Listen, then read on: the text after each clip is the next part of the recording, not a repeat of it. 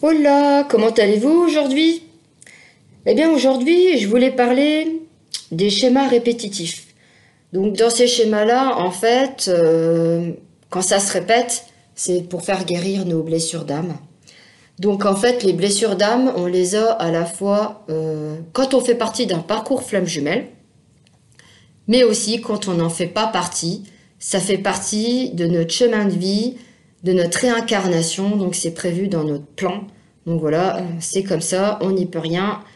On est à l'école toute notre vie. On apprend, on apprend, on apprend. Donc comme je disais, donc ce sont des situations qui se répètent constamment tout au long de notre vie et aussi dans nos vies antérieures. Parce que si on n'a pas réglé ces problèmes-là, et ben forcément, ça va revenir bien sûr dans une autre époque, hein, et puis dans une autre famille.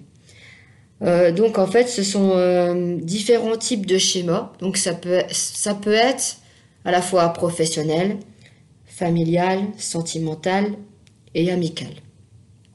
Donc là, je vais vous donner un exemple type dans le milieu professionnel. Donc en fait, c'est Martin, il a la blessure de rejet et Yves, il a la blessure de trahison. Donc ils sont collègues, ils travaillent tous les deux dans un bureau. Et en fait, Yves, donc comme il a la blessure de trahison, c'est un contrôlant. Donc en fait, il contrôle Martin. Ça veut dire que il se prend pour un chef. Voilà. Il lui dit tiens, fais ci, fais ça, patati patata. Et puis Martin, au début, il se laissait un peu faire parce que voilà. Parce qu'en fait, Martin, comme il a la blessure du rejet, lui, il ne veut pas aller dans les conflits. Voilà. Mais à un moment donné, il en a marre et il aura beau essayer de surmonter cette épreuve et il aura beau essayer d'affronter ben, son collègue, à un moment donné, il en a marre, quoi. Et puis, il va jeter l'éponge. Allez. Il se dit, c'est tout. Moi, j'en ai marre de bosser dans des conditions... oh là là, c'est la galère. Ça fait des années que ça dure. J'en peux plus, je sature. Je change de travail. Il démissionne. Il retrouve un autre taf. Et en fait, ça se répète. Il retombe sur un collègue ou une collègue. Voilà, les blessures similaires, tout ça. Et hop, une fois, deux fois, trois fois. Alors par contre, ce qui se passe, c'est que la famille, ils vont dire, ouais, mais écoute, Martin, je te trouve instable, tu changes tout le temps de boulot, tu trouves pas ta place, ton caractère fait que, et tout ça. Moi, ça m'est arrivé, bien sûr, forcément, on me l'a dit. Je n'étais pas à ma place, parce que, en fait, ce qui se passait, c'est que je n'avais pas la force intérieure, j'avais pas la foi en moi pour surmonter ces obstacles. Parce qu'en fait, ce qui se passe, c'est que on doit être prêt à le faire. Parce que on refait toujours les mêmes erreurs. Voilà. Et en fait, quand on n'est pas prêt, des fois, il suffit qu'il y ait des circonstances familiales, sentimentales qui font, on est complètement déstabilisé. Et en fait, du coup, comme on n'est pas bien dans notre tête, du coup, on n'arrive pas à affronter les collègues et certaines blessures. Des fois, ça fait un tout. Et des fois, il suffit que ça pète pour que ça fait comme une révélation. Oh, ça y est, je me suis réveillée. Bing. Alors là, je vais lui en mettre plein la figure. Donc, il y a ça aussi. Mais aussi, des fois, ça m'arrive que quand je fais une lecture à une personne, elle vient me voir et elle m'explique qu'en fait, pareil, comme pour Martin et Yves, voilà, ça se répète. Donc moi, en fait, je vais demander au guide qui me montre pourquoi il y a ça. Donc après, je fais mon taf, je dénoue, je coupe les liens des vies antérieures. Et du coup, après, je fais un nettoyage. Bien sûr, ça se fait pas du jour au lendemain, mais la personne, elle va faire un lâcher-prise. Et au fur et à mesure du temps qui va passer, elle va se sentir mieux et le fait déjà qu'elle soit prête pour venir me voir, c'est important parce qu'en plus après, elle se sent encore mieux pour avancer et puis dire écoute, ce boulot-là que j'ai trouvé, là ce coup-ci, je me sens bien, mais par contre, je me repointe encore avec un contrôlant. Mince alors, qu'est-ce que je fais? Je vais pas encore fuir parce que la blessure du rejet, c'est la fuite, la démission, on change, mais on tombe toujours pareil dans les mêmes schémas.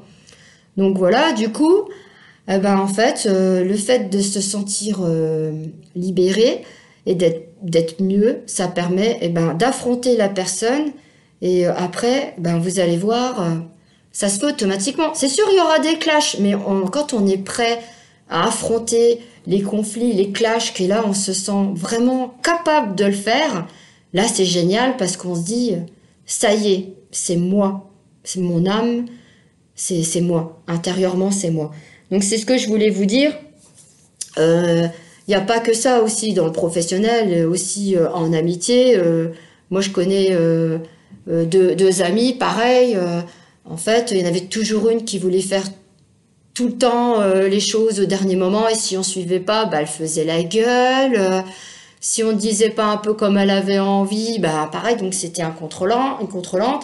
Donc du coup, après, elle faisait la gueule aussi.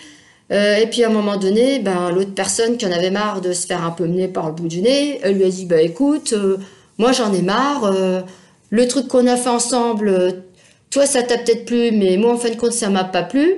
Alors du coup, la contrôlante, elle a pas accepté parce que c'est pas comme elle veut. Et puis du coup, les amies, elles se sont séparées et du coup, chacun a repris son chemin. Donc si elles étaient mises l'une en face de l'autre, leurs rencontres ont été faites en sorte qu'elles puissent travailler sur leurs blessures. Donc du coup, comme il y en a une qui a dit stop, moi c'est bon, c'est qu'elle avait travaillé sur sa blessure.